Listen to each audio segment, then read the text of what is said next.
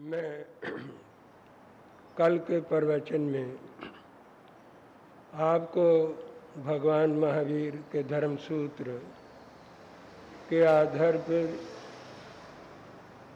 धर्म श्रुति अर्थात धर्म सूत्र के लक्षणों का स्वरूप समझा रहा है। ये बात हम कैसे मालूम कर सकते हैं कि आपको जो सुनाया जा रहा है और आप सुन रहे हैं वे धर्म सूत्र है, वे प्रवचन है, उद्बोधन है और हम उसे सत्संग कह सकते। इसकी कसौटी निकष, इसका गर्ज मापदंड क्या है, कल के प्रवचन में मैंने संक्षेप में आपके सामने भगवान महावीर के धर्म सूत्र के आधार पर 3 बातें रखी।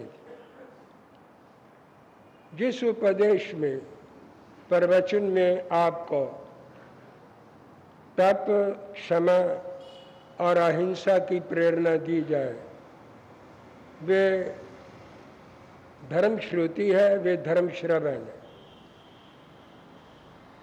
तप क्या है इसे समझना बहुत जरूरी है, क्योंकि जैन लोग तप पर बहुत जोर देते। साधु महात्मा भी आते हैं, वे ज्यादा तपस्या कराते। बात ठीक है, तपस्या जरूर करनी चाहिए, क्योंकि तपस्या से कर्मों का क्षय होता है, कर्मों के बंधन टूटते हैं, आत्म शुद्धि होती है और कल्याण होता है और धीरे धीरे व्यक्ति मोक्ष को उपलब्ध होता है। लेकिन तप का स्वरूप क्या है ये समझना भी बहुत जरूरी है। एक व्यक्ति ऐसा मार्ग लेता है, वो मार्ग मंजिल पर तो पहुंचता है लेकिन बड़ा कठिन मार्ग, और इस मार्ग में तकालीफ ज़्यादा हैं, कष्ट ज़्यादा हैं, विपत्तियां ज़्यादा हैं और वो मार्ग बहुत देर के बाद मंजिल पर पहुंचता है। कभी पहुंचता है, कभी नहीं भी पहुंचता। यात्री पथिक रास्ते में ही भटक जाता है। एक ऐसा मार्ग है जो शॉर्ट है, छोटा है, कठिनाई भी कम है, कांटे भी नहीं है, गिरने का भय भी नहीं है, खड्डे भी नहीं है, सपाट मार्ग है और छोटा मार्ग है। कोई आपत्ति भी उस मार्ग में आने की, संकट आने की संभावना नहीं है। व्यक्ति थोड़ा मार्ग तय करके आसानी से अपनी मंजिल पर पहुंच सकता है। तो उन दोनों मार्गों में समझदार व्यक्ति कौन सा मार्ग लेगा? वो मार्ग लेगा जो छोटा है, जिसमें कोई तकलीफ भी नहीं, आराम से व्यक्ति चलता हुआ आराम से अपने लक्ष्य पर पहुंच सकता है। तपस्या कल्याण का मार्ग है, मैं मानता हूं, लेकिन तपस्या का स्वरूप क्या है ये समझना बहुत जरूरी है। मैं आपको अपने अनुभव के आधार पर बता रहा हूं और जो मैंने आचार्य देव से श्रवण किया है मैं उसके आधार पर आपको समझा रहा हूं। जो व्यक्ति अपने आत्मिक सुखों के लिए भौतिक सुखों का त्याग करता वे तपस्वी है। भौतिक सुखों की आसक्ति छोड़ता है और आध्यात्मिक सुखों को उपलब्ध करने के लिए सचेष्ट होता है। और एक व्यक्ति दूसरों को सुख देने के लिए अपने सुखों का त्याग करता है, अपने सुख छोड़ता है और दूसरों को सुख पहुंचाता है। ये भी एक तप है, ये भी तपस्या है। कर्म योग से जीवन में दुख आता है, कष्ट आता है, रोग आ जाता है, शोक हो जाता है, विपरीत परिस्थिति बन जाती है। कर्म योग से ऐसा होता है और एक व्यक्ति समभाव पूर्वक, शांति पूर्वक उसे अपने कर्मों का फल समझकर शांति पूर्वक भोग लेता। कोई शिकवा नहीं, कोई शिकायत नहीं, कोई विषाद नहीं, कोई आरत ध्यान उसके मन के अंदर उत्पन्न नहीं होता। वो समझता मेरे कृत कर्मों का फल है, शांति पूर्वक उसे भोग लेता है। ये तपस्या है, ये बहुत बड़ा तप है। चौथी चीज है, चौथा सूत्र है, कुछ लोग ऐसे दुष्ट भी हैं, असज्जन है, दुर्जन लोग हैं, आपकी छवि बिगाड़ते हैं, कटु वचन बोलते हैं, कमेंट्री करते हैं, आलोचना कर देते हैं, वो गुण ग्रहण करते ही नहीं। उनका एक स्वभाव बन जाता है दोष देखना और दोष का कथन करना। ऐसे लोग अहंकारी होते हैं, अभिमानी होते हैं, और वो अभिमान के वशीभूत होकर दूसरे के जीवन में दुर्गुण या कोई ना कोई गलती ढूंढते रहते हैं और उसका बखान चर्चा करते रहते हैं दूसरों की छवि बिगाड़ने के लिए। तपस्वी व्यक्ति जो तप कर रहा है वे उसे भी सहन करके चलता है, बर्दाश्त करके चलता है और उसके प्रति मन के अंदर विद्वेष नहीं लाता। प्रतिकार, प्रतिशोध, रिवेंज, बदला लेने की भावना उसके मन के अंदर उसके प्रति भी पैदा नहीं होती है और वो उसके वचनों को शांति पूर्वक और संभाव पूर्वक सहन करके और उसके प्रति वैर, विरोध और विद्वेष की भावना को छोड़ करके आगे बढ़ता है। ये तपस्या है। शरीर को सुखा देना बाहर का तप है। अगर ये तप सफिशिएंट होता, पर्याप्त होता, तो भगवान अंतरंग तप की बात नहीं करते। शरीर में आत्मा न हो तो शरीर निर्जीव है, निष्प्राण है, बेकार है, सड़ जाता है, गल जाता है, बदबू देने लगता है। आत्मा 100 वर्ष तक भी इस शरीर के अंदर बैठा हुआ इस शरीर को बिल्कुल सुरक्षित रखता है और इसको कायम रखता है। ये जो बाहर का तप, एक्सटर्नल तप, अनशन, भूखे रहना, उनोद्री आदि करना, ये सारा बाहर का तप है, शरीर को सुखाता है। लेकिन आभ्यंतरिक तप कहता अंदर भी झांको, अंदर भी देखो। आपके अंदर कषाय, आपके अंदर दोष है, आपके अंदर विकार है, अवगुण है, आपके मन में राग द्वेष भरा पड़ा है, वो आपके मन का सबसे बड़ा दोष है। आभ्यंतरिक तप उसे दूर करने की बात करता है। भाष्य शास्त्र में आचार्यों ने ये बात कही, इंद्रियाणी कषाय गार्वे या किसे करे, न वयम प्रशंसामो किसन साहु शरीरगम।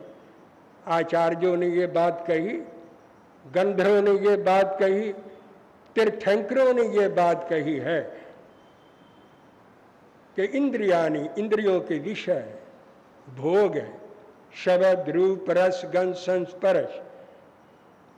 तपस्वी इनको जीतता है, इसके ऊपर विजय प्राप्त करता है, इनके प्रभाव से मुक्त रहता है। और कषाय, क्रोध, मान, माया, लोभ, ये जो मन के अंदर कषाय है इनको कृश करता है, इन्हें कमजोर करता है, इससे मंद करता है। और गाढ़वे, जो अहंकार, अभिमान अंदर भरा पड़ा है उसको दूर करता है। न वयम प्रशंसामो साहु किसन शरीरगम। हम शरीर को कृश करने की बात नहीं करते, शरीर में दोष है ही नहीं, शरीर के अंदर कषाय नहीं, शरीर में कोई दोष नहीं। शरीर तो एक माध्यम है, मन भी एक कर्म करने का माध्यम है, वाणी भी कर्म करने का माध्यम है, और शरीर भी एक इंस्ट्रूमेंट है, एक ऑर्गन है, एक माध्यम है कर्म करने का। शरीर में कोई दोष तो है ही नहीं। दोष तो आत्मा के अंदर है, चित्त में है, मन में है। अगर तप का प्रभाव मन के ऊपर नहीं पड़ता तो वो केवल बाहर की चीज है। आप लोग उसकी आराधना ज्यादा करते हैं, पूजा ज्यादा करते हैं, उसे ज्यादा मानते हैं और ये समझते यही सब कुछ है, लेकिन अंदर भी कुछ परिवर्तन हो रहा है। कषाय जा रहे हैं, काम भोग कम हो रहा है, अहंकार भी गलत हो रहा है, अभिमान ठंडा पड़ रहा है और इंद्रियों के भोग कम हुए हैं, इनके प्रति आसक्ति कम हुई है। तपस्वी इन बातों के ऊपर भी ध्यान रखता है। तपस्या क्या है मैंने आपको समझाने का प्रयत्न किया। बाहर का तप तभी सार्थक होता है जब उसके साथ अंतरंग तप मिलता है और अंदर शुद्धि होती, अंदर व्यक्ति पवित्र बनता है और आत्मा की शक्तियों को जगाता है। दूसरी बात मैं कह रहा था क्षमा। अगर कोई साधु महात्मा आपको तप की प्रेरणा देता तो ठीक है, लेकिन तप सच्चा होना चाहिए, वास्तविक होना चाहिए और यथार्थ होना चाहिए। देह को सुखाने का नाम केवल तप नहीं है कि कमजोर हो गए, डावाडोल हो गए हैं और हिल डुल भी नहीं सकते, लेटे ही रहते हैं, हाय हाय कर रहे हैं, दूसरे से सेवा ले रहे हैं, शुश्रूषा ले रहे हैं और मुट्ठी चापी करवा रहे हैं, सारा घर परेशान हो रहा है और तपस्या कर रहे हैं। इस प्रकार की तपस्या को भगवान महावीर ने केवल एक्सटर्नल बाह्य तप कहा है और इसका संबंध केवल शरीर से है, इसका संबंध मन से बहुत कम होता है। मैं कोई तप का विरोध नहीं कर रहा, आपको तप का वास्तविक स्वरूप समझा रहा हूं कि इतना कष्ट उठा करके भी कुछ प्राप्त तो होना चाहिए, कुछ उपलब्ध तो होना चाहिए, कुछ प्राप्ति तो होनी चाहिए। जीवन वहीं का वहीं खड़ा, कोई परिवर्तन नहीं, कोई तब्दीली नहीं। जैसे कि माइलस्टोन, गवर्नमेंट यहाँ पर माइलस्टोन गाड़ देती है, वो माइलस्टोन वहीं पर खड़ा रहता, आगे सरकता नहीं। जहाँ पर माइलस्टोन गाड़ा गया है वो वहीं पर है, यात्रियों को दिखाने के लिए, राहियों को बताने के लिए कि इस गांव से दूसरा गांव इतने किलोमीटर पर है, इतने माइल पर है। वो केवल मार्गदर्शन है, लेकिन खुद वहीं पर खड़ा है। जो व्यक्ति जिसका जीवन माइलस्टोन की तरह वहीं खड़ा है, कषाय उसी तरह बने हुए, अहंकार उसी तरह बना हुआ है और अभिमान उसी तरह है, क्रोध उसी तरह है, माया छल कपट हेरा फेरी धोखाधड़ी उसी तरह जीवन के अंदर बनी हुई है, कलह क्लेश वैर विरोध उसी तरह मन के अंदर अड्डा जमा करके बैठे हुए हैं और तप कर रहे हैं। इस प्रकार के तप का क्या लाभ होता है? केवल शरीर सुखाया जाता, अभिनंदन हो जाता, कोई समाज से उपहार मिल जाते हैं, पत्र पत्रिकाओं के अंदर फोटो आ जाता है, नाम आ जाता है, चर्चा हो जाती है और जो साधु साध्वी कराते हैं वो एक तालिका बना लेते हैं, एक तालिका बन जाती है। इस चतुर्मास में इतनी अठाइयाँ हुई, इतने मास खमन कराए, वो भी अपने गुरुडम का अपने वर्चस्व बनाने के अंदर वो भी लगे हुए हैं। क्या लाभ होता है? ये तो केवल प्रदर्शन है। भगवान महावीर ने इस तप की सराहना नहीं की, इस तप को तप नहीं कहा, ये केवल डेमोन्स्ट्रेशन है, प्रदर्शन है, शारीरिक है, केवल दैहिक है, केवल बाहर का है, बहिरंग है। इससे बहुत थोड़ा लाभ व्यक्ति को पहुंचता है। आत्मा की शुद्धि इस तप से बहुत कम होती है।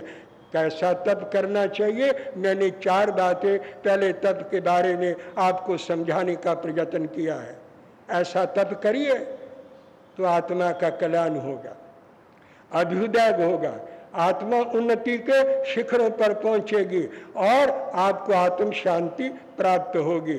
दूसरी चीज है क्षमा, सहनशीलता, बर्दाश्त करना, दूसरों को सहन करके चलना, उत्तेजित नहीं होना,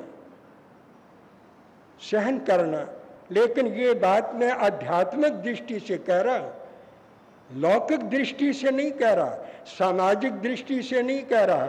व्यवहारिक दृष्टि अलग है, सामाजिक दृष्टि अलग है, राजनीतिक दृष्टि अलग है, सांसारिक दृष्टिकोण अलग है। आध्यात्मिक दृष्टि से व्यक्ति को सहन करना चाहिए, बर्दाश्त करना चाहिए।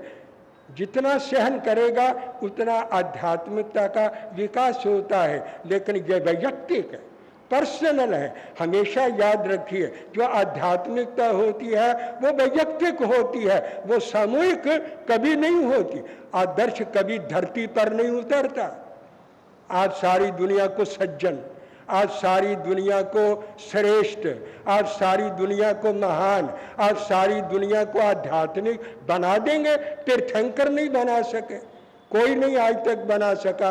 दुनिया में दुष्ट भी रहेंगे, दुर्जन भी रहेंगे, नीच भी रहेंगे, पापी भी रहेंगे, लेकिन जब ये बात कही जाती है कि दूसरे को सहन करो, टॉलरेट करो, शांति रखो और संभाव रखो, और अगर कोई गलती करता है उसे माफ कर दो, क्षमा कर दो, उसे भूल जाओ, अगर ये बात कही जाती है तो ये आध्यात्मिक दृष्टि से कही गई है। लेकिन सामाजिक वातावरण के अंदर कुछ और सोचना पड़ता है। कभी कभी ऐसा होता है, आप तो सहन कर रहे हैं, बर्दाश्त कर रहे हैं, चुप हैं, बोलते भी नहीं, प्रतिकार भी नहीं करते, उत्तर भी नहीं देते और हंस देते हैं और बात आई गई हो जाती है। लेकिन दूसरा तो दुष्ट है, दूसरा तो दुर्जन है, वो तो नीच है, और वो नीच दुष्ट दुर्जन व्यक्ति कभी रियलाइज नहीं करता, कभी अपने अंदर से महसूस नहीं करता कि सामने वाला व्यक्ति इतना महान है,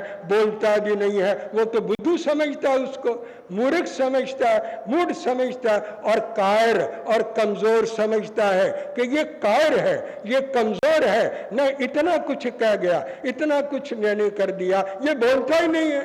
इसका मतलब ये बहुत निर्बल है, बहुत कायर है, बहुत ये अंदर से कमजोर है। वो और ज्यादा आगे बढ़ता है और उसकी दुष्टता, उसकी उद्दंडता, उसकी उच्छृंखलता, उसकी नीचता और आगे बढ़ती चली जाती है। शास्त्र कहता है सामाजिक दृष्टि से हमने नहीं सोचना है, हमने आत्मा की दृष्टि से सोचना है कि आत्मिक दृष्टि से इसे क्षमा कर देना अच्छा है, माफ कर देना अच्छा है। वैर विरोध बढ़ाना आध्यात्मिक दृष्टि से ठीक नहीं है, लेकिन समाज तो माफ नहीं करेगी।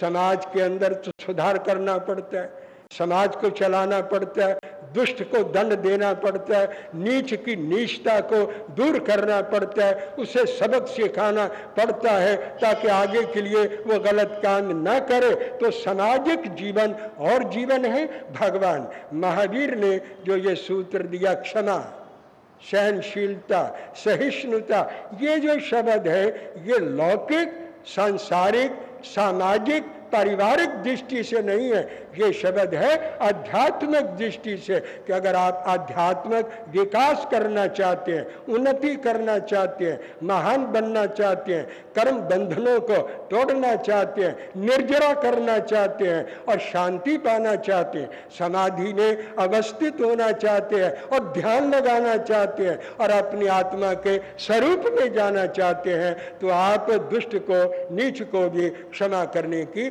बात सोचे और उसे भी माफ कर दे, उसके प्रति भी मन के अंदर द्वेष ना लाए। ये अगर कोई धर्म आपको शिक्षा देता है, प्रवचन प्रेरणा देता है, उद्बोधन देता है, ऐसी शिक्षा देता है, तो वो धर्म श्रुति है, वो धर्म श्रवण है और वो कोई भी दे सकता है और कहीं से भी उपलब्ध हो सकता है। एक तीसरी बात रह गई है, अहिंसा। अहिंसा नेगेटिव है, न हिंसा इति अहिंसा, हिंसा ना करना अहिंसा है, लेकिन इतने मात्र से काम नहीं चलता। आप हिंसा नहीं कर रहे, मन वाणी शरीर से दुख नहीं दे रहे, लेकिन जो दुखी है, परेशान है, उनका दुख दूर भी नहीं कर रहे, वो उसी तरह दुखी है। कोई सहयोग नहीं कर रहे, कोई कॉपरेट नहीं कर रहे, कोई उनके लिए त्याग नहीं कर रहे, कोई प्रयत्न नहीं कर रहे, वो तो उसी तरह दुखी है। इसलिए अहिंसा का जो पॉजिटिव पक्ष है, सकारात्मक रूप है, वो दया है। दया त्याग करती है, दूसरे के दुख को दूर करने के लिए दया आगे आती है, वो उसे त्याग करके सुखी बनाती है। वो प्रैक्टिकल चीज है। अहिंसा में कोई त्याग नहीं है, आप निवृत्ति ले लेते हैं कि मैं दुख नहीं देता, बस अहिंसा खत्म हो गई। लेकिन दया दूसरे के दुख को अपना दुख समझती है, उसे दूर करने के लिए प्रयत्न करती है, समय देना पड़े समय देती है, वस्तु देनी पड़े वस्तु देती है, पैसा देना पड़े, धन देना पड़े धन देकर उसे सुखी बनाती है। तो दया ज्यादा महत्वपूर्ण है सामाजिक जीवन में अहिंसा इतनी महत्वपूर्ण नहीं जितनी कि दया महत्वपूर्ण है, लेकिन दया अहिंसा का एक पार्ट है, एक अंग है, और वो इस सामाजिक जीवन में ज्यादा महत्व रखती है। एक मैत्री है, आप मैत्री सबसे नहीं करते, दया कर देते हैं, प्रेम नहीं करते, केवल मौखिक जबानी सूत्र पढ़ते रहते हैं, मिट्टी में सब भुएसु वैरम मध्यम न कहना ही, आप बोलते रहते हैं खामेमी सवे जीवा खमंतु में लोग प्रतिक्रमण में बोलते रहते हैं, खामेमी सवे जीवा, नारकी जीवों से क्षमा करते हैं, देवताओं से क्षमा मांगते हैं, और एकेंद्री बेंद्री तेंद्री छोटे छोटे प्राणियों से 84 लाख जीव योनि के प्राणियों से क्षमा कर रहे हैं, मांग रहे हैं। लेकिन जिनके साथ वैर विरोध है, जिनके साथ लड़ाई झगड़ा है, जिनके साथ तू मैं है, कोई तनाव है, उसके पास जाकर के क्षमा नहीं मांगते हैं। जहाँ पर जख्म है ही नहीं वहाँ पट्टी बांधने की क्या जरूरत है, जहाँ पर जख्म है वहाँ पर मरहम लगानी है, वहाँ पर ट्यूब लगानी है, वहाँ पर हमने पट्टी बांधनी है। लेकिन आप लोग 84 लाख जीवा योनियों से क्षमा मांगते रहते हैं, लेकिन जिनके साथ वैर विरोध है उनके पास जाकर अहंकार को निमाकर छोड़कर तिलांजलि देकर उनके पास जाकर के हम क्षमा नहीं मांगते। ये ना क्षमा है, ना ये अहिंसा है, ना ये